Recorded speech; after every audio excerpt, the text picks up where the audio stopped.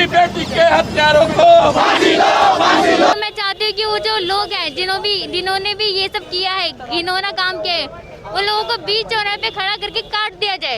इतनी भयंकर मौत उस लड़की को, मेरी बहन को दी गई है। उसके जो भी हत्यारे हैं, मन में शंकाएं हैं लोगों के, उनके परिवार के मन में शंकाएं हैं कि कैसे एक व्यक्ति इतनी बर्बरता के साथ किसी की हत्या कर सकता है। असल दोषी हैं उनको बचाया जा रहा है, जो बड़ी मछलियां हैं वो इस जाल से बहुत दूर है, सिर्फ लेपापोती करी जा रही है। केजरीवाल जी, राजनीति बाद में कर लीजिएगा, एक माँ के आंसू रुक नहीं रहे हैं, उनके आके आंसू पोंछिए। ये जो घटना हुई है, इस पूरे मसले पर आप क्या चाहती हैं? आप ये प्रदर्शन कर रही हैं, इसका क्या वजह है? मैं इसलिए प्रदर्शन कर रही हूँ, मैं चाहती हूँ कि वो जो लोग हैं जिन्होंने भी ये सब किया है, घिनौना काम किया है, वो लोगों को बीच चौराहे पे खड़ा करके काट दिया जाए। असल दोषी हैं उनको बचाया जा रहा है, जो बड़ी मछलियां हैं वो इस जाल से बहुत दूर है, सिर्फ लेपापोती करी जा रही है। इन्वेस्टिगेशन ऑफिसर किसी तरीके से जवाब देकर तैयार नहीं है, इसलिए हमारे मन में शंका हो रही है, ये सांठगांठ बना ली गई है। कहाँ पर है वो उस नारे की अहमियत क्या रह आती है, बेटी बचाओ बेटी पढ़ाओ, जब खुलेआम दिल्ली से जैसी जगह में एक लड़की को किडनैप के लिए आया जाता है, उसकी हत्या कर दी जाती है और उसके लिए इतने तमाम लोगों को रोड पे आना पड़ रहा है। तो बेटी बचाओ बेटी पढ़ाओ जो ये नारा था, उसकी अहमियत क्या बची है? लेपापोती करने में लगे हैं, कोई आला अधिकारी बात करके तैयार नहीं है। इन्वेस्टिगेशन ऑफिसर को कॉल करो, वो कहते हैं हमारे एसएचओ से बात करो, एसएचओ साहब कहते हैं मैं कहीं बिजी हूँ, मैं बाद में बात करूँगा।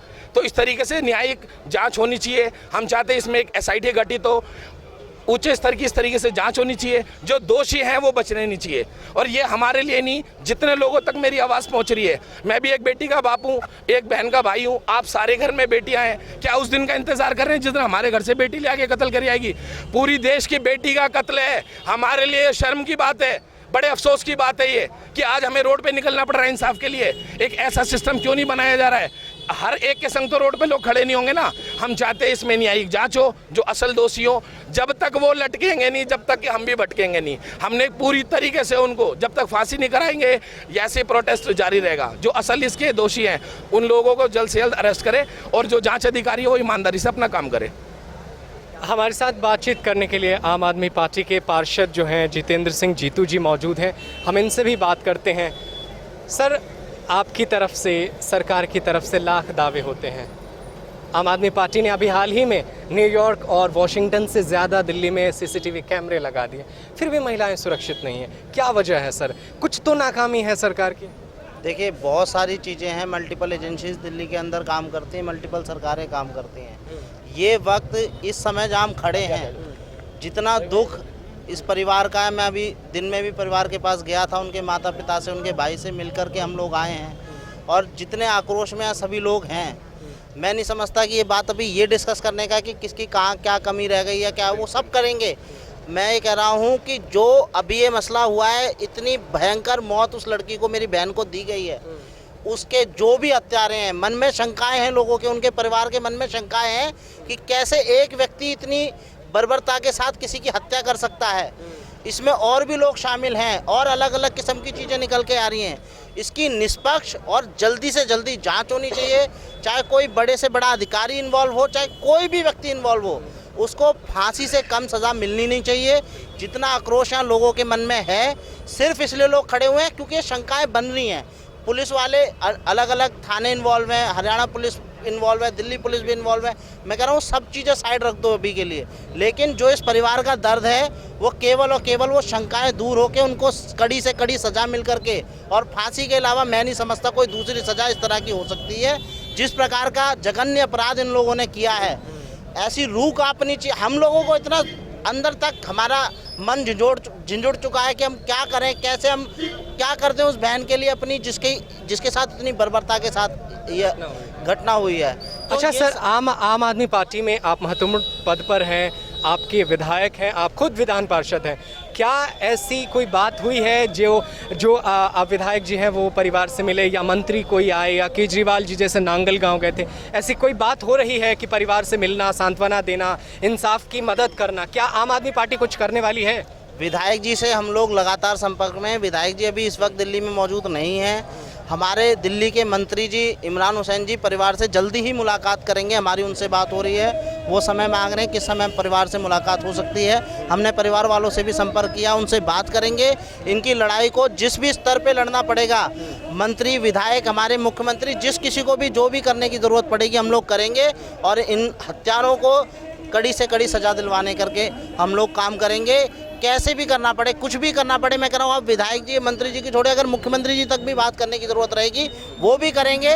पार्टी भी पूरी तरह से अभी, क्योंकि कल से ही ये मामला लोगों की जानकारी में आया है, उससे पहले हम लोगों को भी नहीं पता लगा था लोकल में कि क्या हुआ है, एग्जैक्टली हुआ क्या है। तो अभी जैसे जैसे लोगों की जानकारी में आ रहा, हम पार्टी में भी सरकार में भी विधायक जी भी सबसे संपर्क कर रहे हैं। वो अभी मजबूरी है यहाँ है नहीं तो वो भी यहाँ मौजूद होते, और हम सब लोग बात कर रहे हैं, इनको कड़ी से कड़ी सजा दिलाएंगे। किसी भी प्रकार से छोड़ने का कोई ऐसा नहीं रह जाएगा कि ये लोग बच सकें कैसे भी। बहुत बहुत शुक्रिया सर। तो ये जितेंद्र सिंह जीतू जी हैं जो कह रहे हैं कि किसी भी हाल में वो प्रोटेस्ट को समर्थन देंगे और इंसाफ की जो लड़ाई है उसको आम आदमी पार्टी जारी रखेगी। यहाँ तक कि विधायक समेत तमाम वो लोग यहाँ आएंगे। मेरा नाम शिवानी चौहान है। मैम बताना चाहेंगे क्या हुआ था पूरा मामला और आप इस पूरे मामले पर क्या उम्मीद करती हैं पुलिस प्रशासन से या सरकार से? हम तो यही चाहते हैं कि हमारी बच्ची के साथ बहुत गलत हुआ है, हमें इंसाफ चाहिए, हमें फांसी चाहिए, पर ये इतना जल्दी नहीं होएगा क्योंकि दिल्ली पुलिस, हरियाणा पुलिस सब मिली हुई है, सब आपस में मिले हुए हैं, जब तो इतना बड़ा कांड हो गया है। पालते हैं ये लोग, दिल्ली पुलिस उग्रवादियों को पालते हैं, बलात्कारियों को पालते हैं, मर्डर वालों को पालते हैं। इंसाफ क्यों नहीं जल्दी देते? करंट क्यों नहीं मारते लोगों को? ऐसे लोगों को करंट क्यों नहीं खत्म किया जाता? उनको क्यों रखा जाता? उनको क्यों मौका दिया जाता है? इसलिए कि उनको थोड़े दिन बाद, साल 2 साल 3 साल बाद बेल मिल जाती है, वो अपने घर है, जिसकी जाती है उससे पूछो। केजरीवाल तो कह रहे हैं कि हम लंदन से, न्यूयॉर्क से ज़्यादा सीसीटीवी दिल्ली में लगा दिए हैं, महिलाएं सुरक्षित है, स्ट्रीट लाइट लगा दिए हैं, लेकिन महीना दिन भी नहीं होता है, एक के बाद एक घटना होती है। अब ये देखा जाए ना कहाँ लगाई है, लोगों को पता है कहाँ पे लाइट है और कहाँ कैमरे हैं। कैमरे सूरज कुंड पे नहीं है, सूरज कुंड पे लाइट नहीं है, वहाँ क्यों नहीं लगाया गया? जंगलों पे क्यों नहीं दिया गया सब कुछ, जहाँ पे लोगों को पता है यहाँ पे कोई कार्रवाई नहीं होगी, कोई सबूत नहीं है, इसलिए लोगों को भी पता है कहाँ पे क्या होएगा। केजरीवाल जी गलियों में कैमरे लगाते हैं, गलियों में स्ट्रीट लाइट लगाते हैं, जंगलों पे भी तो करो, हाईवे पे भी तो करो ये सब चीजें। अगर ये लोग हाईवे पे करें तो ये कभी बलात्कार ना हो, क्योंकि अगर एक के बाद एक महिलाओं के साथ बलात्कार होता है, सरकार कहती है कि हम महिलाओं को सुरक्षित रहते हैं, महिलाएं हमारे राज्य में, ये कैसी सुरक्षा है? ये तो हमारे यही केजरीवाल जी या हमारे क्या कहते हैं मोदी जी ही बता पाएंगे कि हम कैसे सुरक्षित हैं। सुरक्षित होते तो आज यहाँ होते, हम एक बच्ची के लिए लड़ रहे होते, इंसाफ की गुहार कर रहे होते, नहीं कर रहे होते, क्योंकि हमारा देश कमजोर है। आप इस पूरे मामले पर सरकार से क्या उम्मीद करती हैं, क्या मांग करती हैं? मैं ये मांग करती हूँ कि मुझे उस लड़के जिसने भी मेरी बच्ची के साथ ऐसा किया है या मेरी बहन है इनकी बेटी के साथ किया है, उनके साथ फांसी, इंसाफ और सीबीआई जांच चाहिए हमें। तो यहाँ पर इंसाफ एक बार फिर से बड़ी चीज बन गई है। देखिए लोग प्रदर्शन कर रहे हैं, लोग मांग कर रहे हैं कि उनकी बातों को सुनी जानी चाहिए, उनकी बातों को माननी चाहिए। यहाँ पर बहुत सारे युवा नौजवान मौजूद हैं, हम इनसे भी जानने की कोशिश करते हैं, आपसे हम जानने की कोशिश करते हैं। जब आपने ये खबर सुना तो आपको कैसा महसूस हुआ कि क्या दिल्ली में भी महिलाएं सुरक्षित नहीं है तो फिर कहाँ सुरक्षित हों? ऐसे ही दीदी मेरी थी, वो देखा, ऐसी घटना सुनकर बहुत दुख हुआ। जो इस तरह से भारतीय के देश की लड़कियों की हिफाजत नहीं हो सकी तो आम लड़कियों कैसे होगी, जबकि वो पुलिस वाले भी थे। सरकार कहती है कि हम कानून बना रहे हैं, हम लोगों को न्याय दिला रहे हैं, तो अगर ये बलात्कार के मामले हो या लड़कियों से छेड़छाड़ के मामले, क्या कानून में कमी है या वो चीज़ें नहीं है जिससे इस तरीके की घटनाएं रुक सके? ऐसे लोगों को तो चौराहे में मार दिए जाना चाहिए और पहले आते भारत में रहने के काबिल भी नहीं है ऐसे लोगों को तो। ठीक है, यहाँ पर बहुत सारे लोग हैं, इनसे भी जानने की कोशिश करते हैं। आपसे जानना चाहते हैं हम कि जब एक आप ही के आसपास की एक महिला के साथ या बच्ची के साथ घटना होता है तो आपके मन में कभी ये सवाल नहीं उठता कि हमारे आसपास भी और सारी लड़कियां हैं, कब किसके साथ क्या हो जाए, जबकि बहुत सारे नहीं है जी, कोई सुरक्षित नहीं है, कोई महिला सुरक्षित नहीं है जी, कानून व्यवस्था की कमी है इसमें। क्या आपको नहीं लगता कि केजरीवाल कहते हैं कि महिलाएं हमारे राज्य में सुरक्षित है, सीसीटीवी लगा दिए हैं, तो फिर उसके बाद भी इस तरीके की सीसीटीवी लगाने से क्या हो जाता है, जब गली गली खंबे पे पुलिस नहीं खड़ी होती है, रात को दौरान चेकिंग नहीं होती, रात को कोई पब्लिक अकेला जा रहा है, कभी बहुत जेब कतरे घूमते हैं, बहुत बलात्कारी घूमते हैं यहाँ पे रोडों के बीच में, है। कोई भी लड़की सुरक्षित नहीं है, कोई भी नारी सुरक्षित नहीं है यहाँ पे बिल्कुल भी।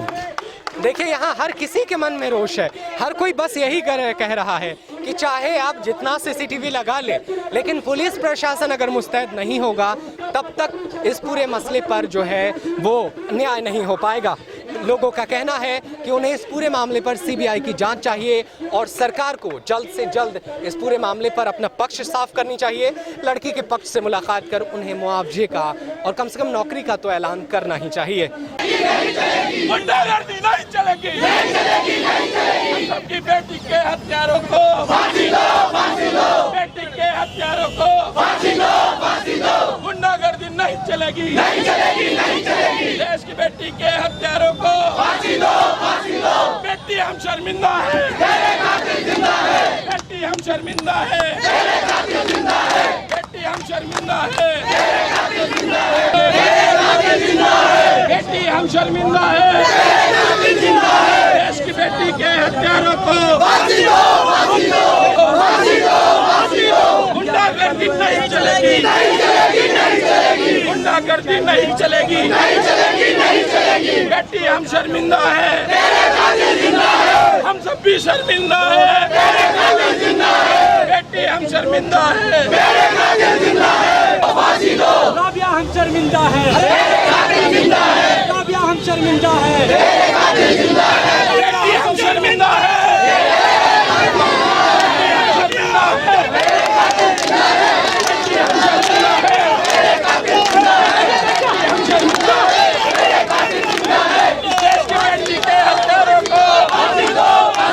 हम सबकी बेटी के हत्यारों को फांसी दो, फांसी दो। बेटी हम शर्मिंदा है, फांसी दो। राबिया के हत्यारों को फांसी दो, फांसी दो। राबिया के हत्यारों को फांसी दो, फांसी दो। राबिया के हत्यारों को फांसी दो, फांसी दो। राबिया के हत्यारों को फांसी दो, फांसी दो। राबिया के हत्यारों को फांसी दो, फांसी दो। राबिया के हत्यारों को फांसी दो, फांसी दो। राबिया के हत्यारों को फांसी दो, फांसी दो। राबिया के हत्यारों को फांसी दो, फांसी दो। राबिया के हत्यारों को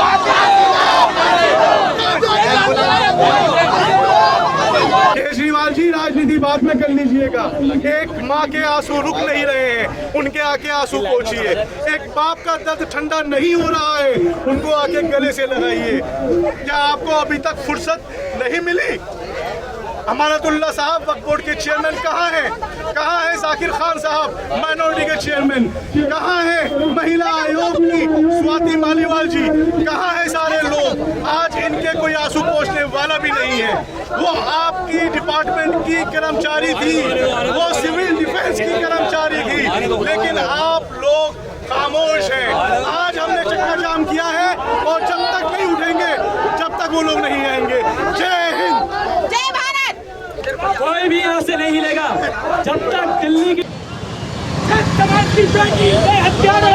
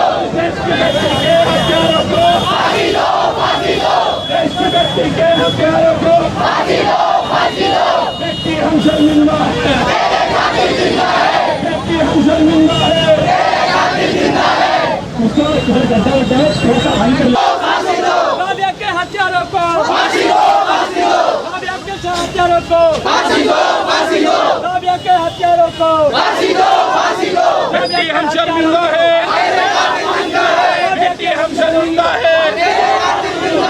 देश की बेटी के हत्यारों को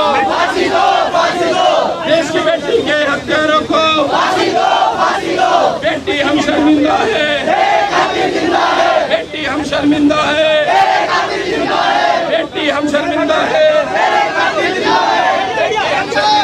के हत्यारों को फांसी दो, फांसी दो। राबिया के हत्यारों को फांसी दो, फांसी दो। राबिया हम शर्मिंदा है, राबिया हम शर्मिंदा है, राबिया हम शर्मिंदा है, राबिया हम शर्मिंदा है, हम सब भी शर्मिंदा है। दिल्ली की बेटी को इंसाफ दो, दिल्ली की बेटी को इंसाफ दो, संगमनेर की बेटी को इंसाफ दो, औरत की बेटी को इंसाफ दो, महिला को इंसाफ दो, महिला को इंसाफ दो, बिटिया को इंसाफ दो, रेपिस्टों को आप नहीं अलग अलग करके झंडे बांध के आ गए। बेटी के साथ खड़े हो, किसी झंडे की जरूरत नहीं है। ये राजनीति बिल्कुल नहीं होगी। नहीं नहीं नहीं नहीं, आप मेरी बात सुनिए। नहीं नहीं बिल्कुल नहीं, आपको बात सुननी पड़ेगी, आपको सुननी पड़ेगी बात। यहाँ पर अलग अलग आप सुनिए, आप मेरे, मैं भी आपके साथ आपसे ज्यादा समय दे सकता हूँ, आपसे ज्यादा बलिदान दे सकता हूँ। मेरी बहन की तरफ सुनिए, यहाँ ये अलग अलग झंडे बिल्कुल राजनीति नहीं, देखिए बिल्कुल राजनीति नहीं।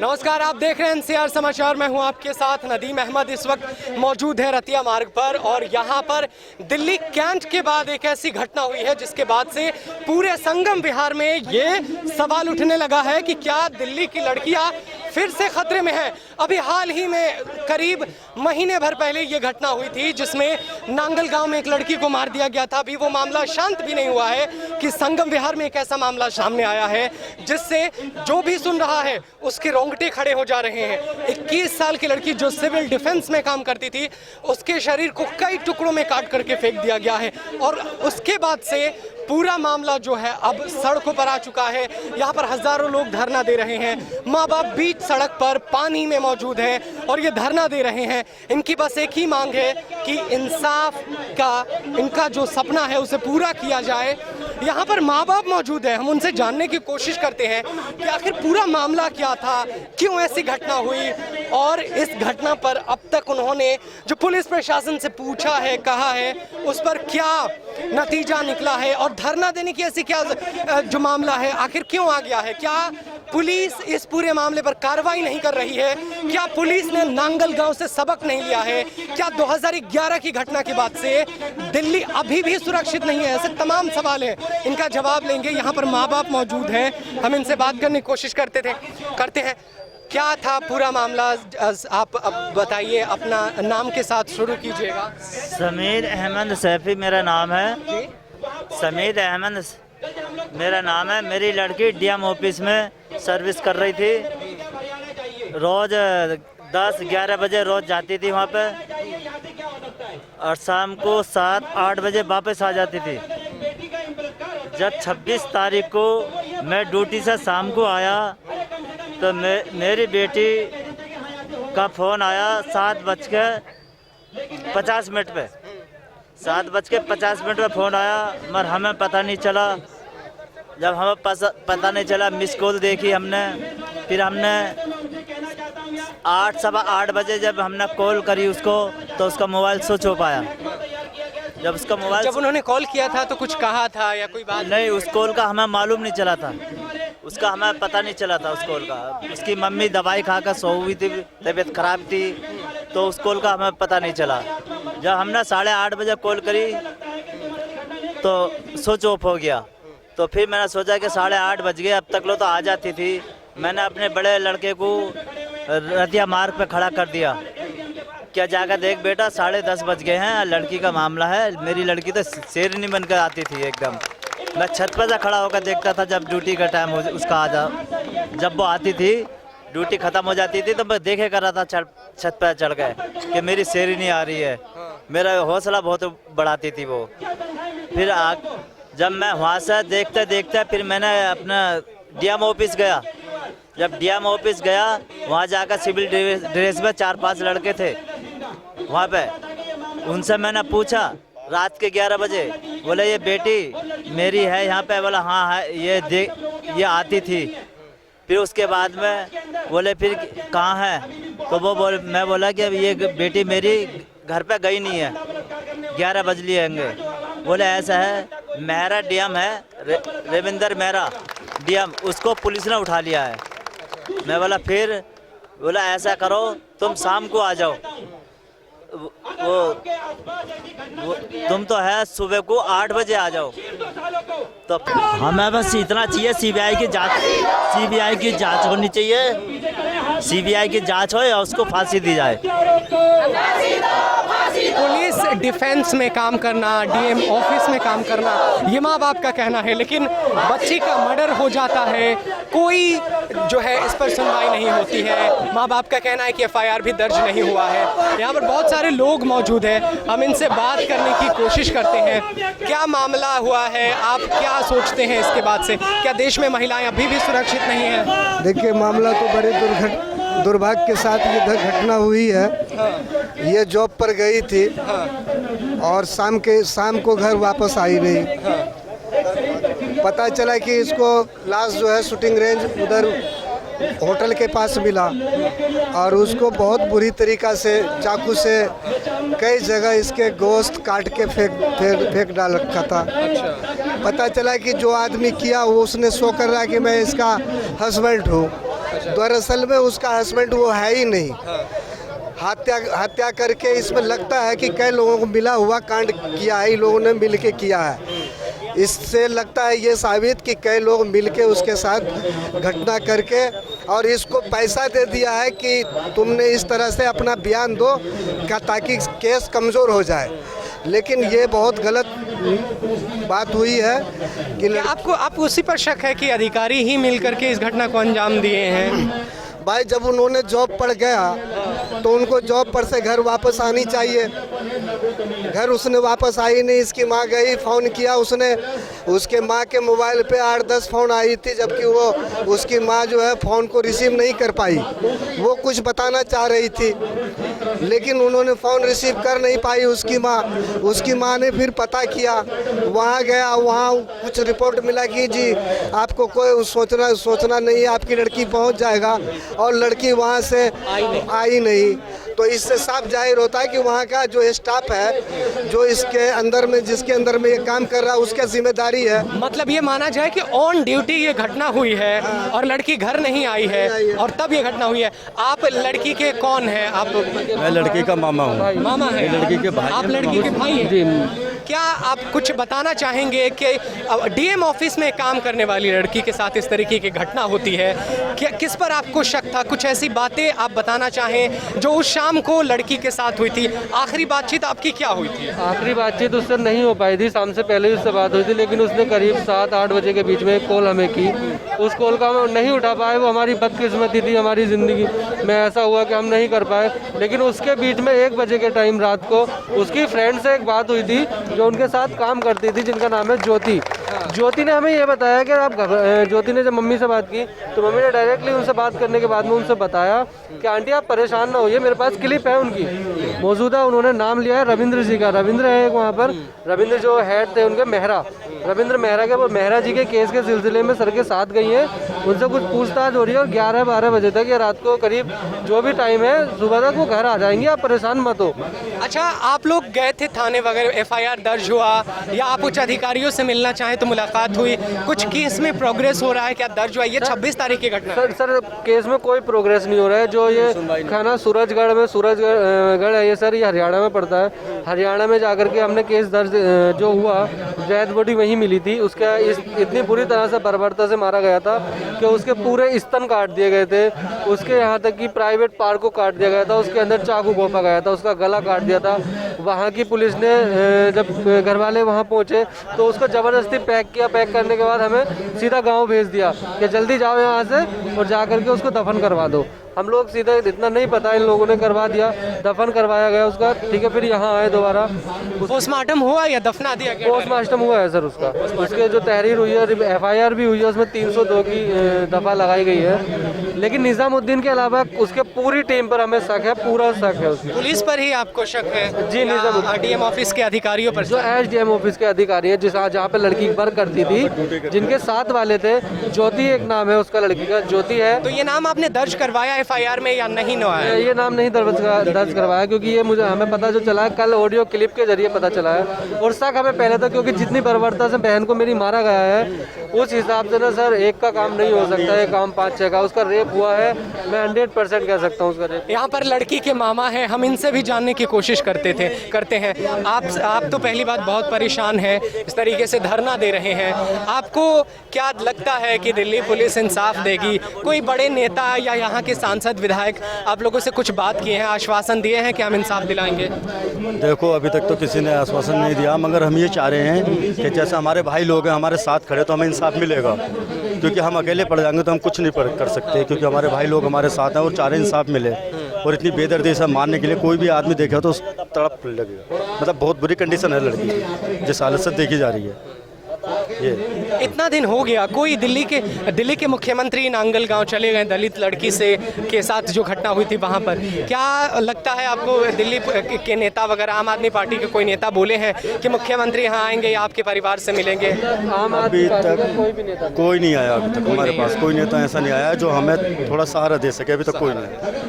देखिए, हालात ये है कि पूरी घटना DM ऑफिस की वो घटना है जिसमें एक लड़की के साथ किस तरीके से हैवानियत की जाती है और उसे फेंक दिया जाता है। 26 तारीख के बाद आज घटना के दिन की 5 तारीख हो, 5 दिन बीत चुके हैं, 31 तारीख है। इस पूरे मामले में अब तक कोई कार्रवाई नहीं हो पाई है। परिवारजनों का कहना है कि DM ऑफिस के जिन लोगों पर शक है उनकी नाम भी नहीं डाली गई है, और माँ बाप अब इस वक्त सड़कों पर मौजूद हैं, सड़कों पर प्रदर्शन कर रहे हैं। बस उनकी यही उम्मीद है कि इस पूरे मामले को उसी तरीके से सुलझाया जाए जैसे बाकी मामलों को सुलझाया जाता है, न्याय दिया जाता है।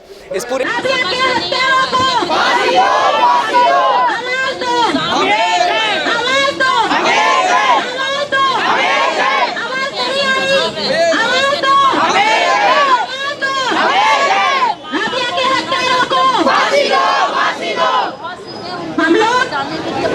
आम आदमी पार्टी की तरफ से राबिया के मम्मी पापा के साथ, एक मिनट सुनिए, हम लोग एक मिनट रुक जाओ।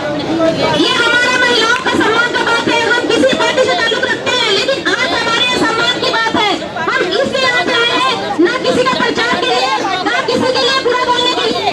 कोई नेता ये नहीं कहता किसी का रेप करो, हमारे बीच में किसी ने किया है, वो हमारे समाज से बंधा है। कोई नहीं कहता किसी का रेप करो, किसी को मारो, लेकिन हमारी यही मांग है, हमें यही मांग है सरकार से हाथ जोड़कर निष्पक्ष जांच हो, फास्ट ट्रैक में जांच हो, CBI जांच हो, इनके माँ बाप को सही इंसाफ मिले और जल्द से जल्द हत्यारों को फांसी दी जाए। ये हमारी महिलाओं की मांग है। दिल्ली पुलिस से, मोदी जी से इनका नारा है, बेटी बचाओ बेटी पढ़ाओ। बेटी बच गई लेकिन बची नहीं, मार दिया गया। मारा किस बहन के लिए? हम हिंदू यहाँ पे खड़े हैं, अपनी राबिया के लिए, अपनी बहन के लिए, अपनी बेटी के लिए। आप लोग कहाँ हैं? इस बरसात से डर गए, इस पानी की बूंदों से डर गए। शर्म आनी चाहिए, शर्म आनी चाहिए आपको। आप यहाँ पे आ नहीं सकते, कहाँ हैं आप लोग? ये आंदोलन जन आंदोलन बने, ये सबकी बेटी थी, हमारी बेटी है, हमारी बेटी का अपमान हुआ है, निर्ममता से बलात्कार, उसका स्तन काटा गया। कानून इतना लचर हो चुका है, हमारे जो बैठे हुए अधिकारी लोग हैं वो इतने ज्यादा लापरवाह है कि उनके लिए, उनको जगाने के लिए हमें प्रोटेस्ट करना पड़ रहा है। शायद उनके पास बेटियां नहीं है, शायद यहाँ के DM SDM के पास बेटियां नहीं है, शायद यहाँ थानेदारों के पास बेटियां नहीं है, इसीलिए वो अभी तक यहाँ पर नोटिस लेने के लिए नहीं आए हुए हैं। मैं चाहता हूँ कि कान खोलकर थाना संगम विहार और जितने भी हमारे यहाँ के अधिकारी हैं जो इस पे कार्रवाई कर सकते हैं वो कान खोल करके सुन ले कि बेटी आपकी भी है, और कल को ऐसा ना हो कि ये जो है हत्यारे और ये बलात्कारी लोग कल आपकी बेटी को शिकार बना ले, फिर आप एक गुहार लगाते रहो, ये जनता कहाँ आपके पास में आएगी। तो इसलिए, और ये बेटी कोई आम बेटी भी नहीं थी, ये बेटी वो बेटी थी जिसने भारत के लिए, अपने देश के लिए अपने रात दिन को एक कर रखा था और उनकी खिदमत में लगी हुई थी, यानी वो सिविल डिफेंस में थी। तो इसका मतलब ये कि वो भारत के लिए, पूरे देश के लिए अपनी खिदमत अंजाम दे रही थी। जब ऐसी बेटी को जब जो है इंसाफ नहीं मिलेगा तो फिर किसको इंसाफ मिलेगा, किसके लिए हम इंसाफ की गुहार लगा सकते हैं। तो मुझे उम्मीद है कि अगर यहाँ पर से प्रशासन के पास, शासन के पास आवाज जा रही हो तो वो जरूर जो हमारे पीएम श्री नरेंद्र मोदी जी का जो नारा है, बेटी पढ़ाओ बेटी बचाओ, उसके तहत कम से कम उस नारे को ध्यान में रखते हुए जरूर यहाँ पर आएंगे और जो भी बलात्कारी लोग हैं, जो भी अपराधी लोग हैं, उनको फांसी की सजा दिलवाएंगे। अत्याचार हुआ है, इसमें सभी लोग मौजूद हैं और बड़ी खुशी होती है कि हीरा पंडित जी, सीपी शर्मा जी, ऐसे लोग हमारे बीच मौजूद हैं जो गलत के साथ बिल्कुल एक साथ हम लोग मौजूद खड़े हैं। ये बड़ी खुशी की बात है। मुल्ला हो या पंडित हो, जो दंड करे वो दंडित हो, और इस नारे के संग हम सबको एक साथ जितना भी मुनासिब होगा हर तरीके से साथ में खड़े हुए हैं।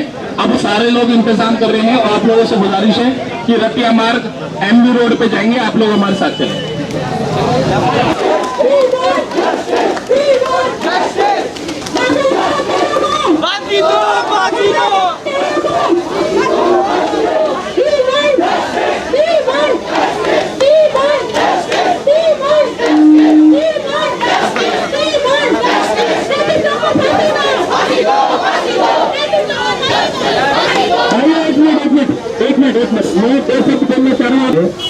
देखिए, अगर आपको कोई भी गिरा शिकवा है तो हमें आप लिखे तो दीजिए, मैं आपके उनसे सबसे बात कराए तो यह 60-70 मामलों की मीटिंग करा देता हूँ।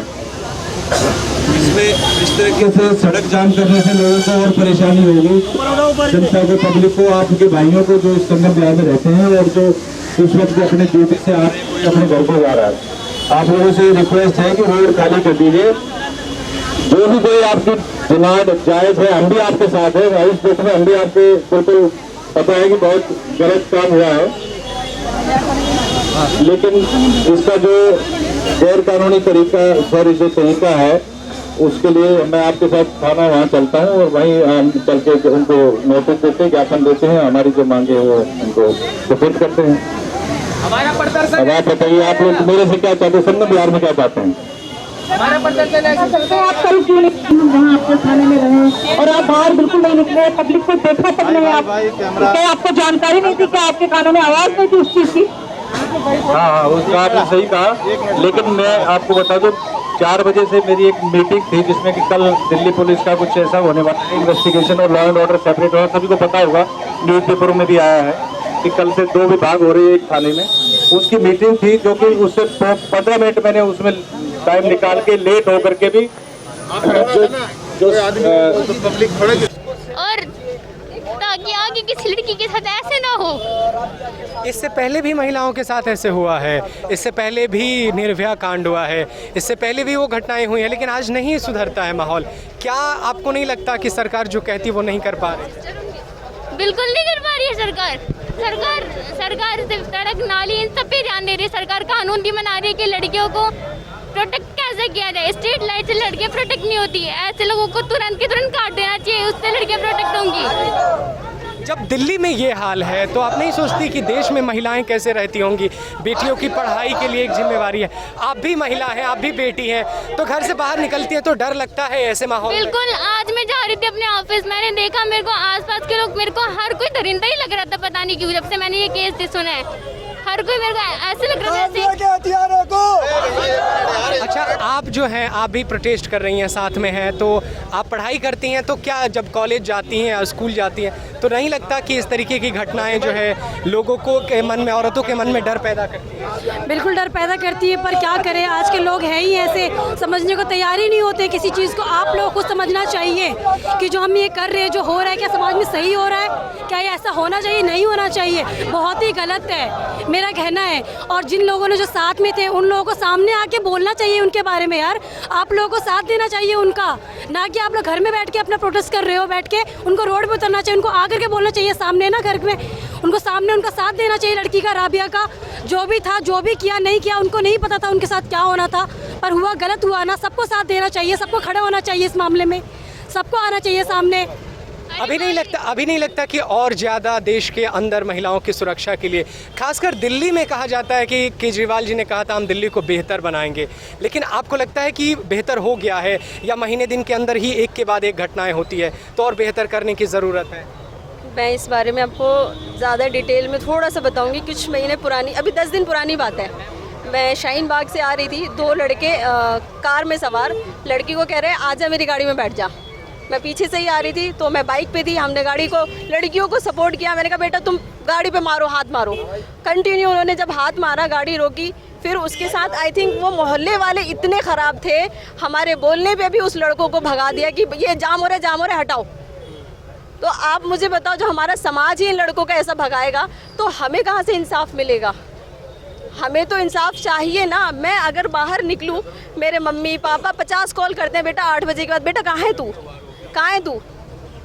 इतनी रिस्क पे हम लोग निकलते हैं, वो हम लोग जानते हैं, क्योंकि इतना गंदापन जिस हुआ है राबिया के साथ, शायद मैं कल बैठ के रो रही थी कि मैंने कहा अल्लाह ये कैसे हो गया, और इतनी हिम्मत कहाँ से आती है इनके अंदर? क्या ऐसा घुट्टी पीते हैं ये कि एक एक पार्ट काटने पे मजबूर हो जाते हैं? उसको ज़रा भी चीख नहीं आई। हम जब अच्छा, दिल्ली पुलिस के बारे में कहा जाता है कि दिल्ली पुलिस मुस्तैदी से काम कर रही है। पुलिस फोर्स को जब आप देखती हैं तो लगता है कि आपका प्रोटेक्ट करते हैं, या अगर प्रोटेक्ट करते तो इस तरीके की घटना नहीं होती? उसके बारे में तो मैं कुछ नहीं कहना चाहूँगी। दिल्ली पुलिस नहीं करती है, क्योंकि जितना मैं पुलिस को समझ पाई हूँ, उनको अगर नोट की गड्डी मिल गई वो उसी साइड हो जाते हैं। तेरी गड्डी तो तेरा, मेरी गड्डी तो मेरा। ये है दिल्ली पुलिस का हाल। अगर अभी तक कर ही रहे होते तो कहाँ सो रहे थे? अभी तक कहाँ सो रहे थे? लड़की के साथ जब रेप हो रहा था कहाँ सो रहे थे? थी तो वो हमारे सिविल डिफेंस की ना, तो कहाँ सो रहे थे वो लोग? आए क्यों नहीं उस टाइम? और जब गए उसके पेरेंट्स तो क्या कहा उन लोगों ने? बिक चुके हैं क्या सारे के सारे? सारी सरकार बिक चुकी है, पूरा देश बिक चुका है ये। अच्छा, आप यहाँ प्रोटेस्ट कर रहे हैं, यहाँ पर सरकार की तरफ से या अधिकारियों की तरफ से कोई आश्वासन मिला है कि नहीं कि न्याय होगा, या इस तरीके की बात जो है करने के विचार आ रहे हैं अधिकारियों? यहाँ जो लोग मौजूद हैं ये वजह समझने की ज़रूरत है, आखिर मौजूद क्यों हैं। जो